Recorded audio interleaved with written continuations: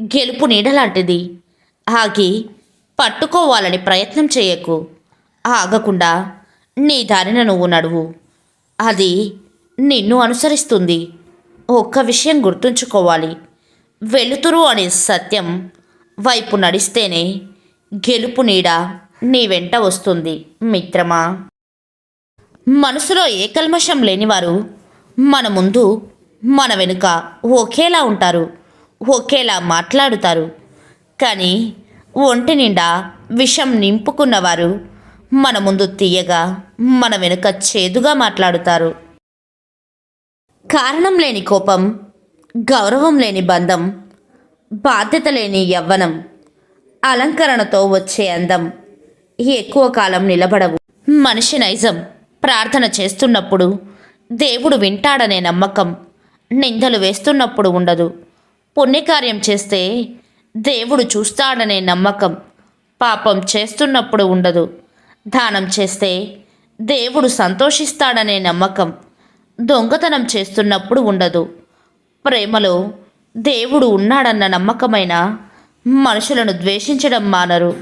ఇన్ని అసమానతలు ఉన్నా తనని తాను మార్చుకోవాలనుకోకపోవడం దారుణం. సమయం నీది కానప్పుడు కొంచెం ఓర్చుకో. అదే సమయం నీ విలువను తెలియచేస్తుంది. ఎంత ఓర్చుకుంటే అంత గొప్ప స్థానాన్ని చేరుకుంటావు. జీవితంలో ఎంతమంది మనతో ఉన్నారని కాదు, ఎంతమంది విలువైన వాళ్ళు మనతో ఉన్నారనేదే ముఖ్యం. రంగురాలు వేలు ఉన్న ఒక్క ఆణిముత్యంతో సమానం కాదు. ఇంటి కప్పులోని రంధ్రం ఎండలో కనిపించకపోవచ్చు, కానీ దాని బండారం వానలో బయటపడుతుంది. మనుషులు కూడా అంతే. ఎవరు ఎన్ని అతి తెలివితేటలు చూపించినా సరైన సమయంలో వారి నిజస్వరూపం బయటపడుతుంది.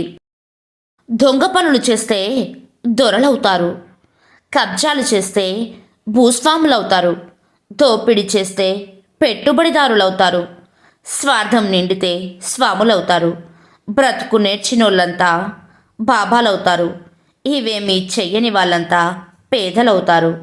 సమాజంలో చెడు పెరిగినంత తొందరగా మంచి పెరగదు, కానీ మంచి నిలబడినంత పటిష్టంగా చెడు నిలబడదు.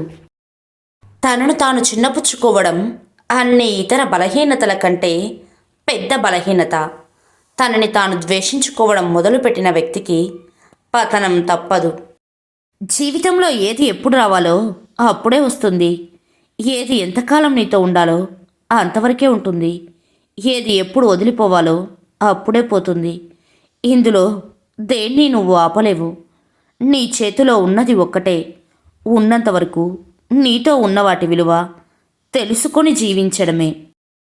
కురిసే వానకు స్వార్థం లేదు, పండే పంటకు స్వార్థం లేదు. నింగికి నేలకు లేని స్వార్థం మధ్య ఉన్న మనిషికెందుకు? పుట్టినప్పుడు పట్టుకరాడు, పోయేటప్పుడు పట్టుకపోడు. 3 నాళ్ళ ముచ్చట కోసం మోసాలు ఎందుకు, ద్వేషాలు ఎందుకు?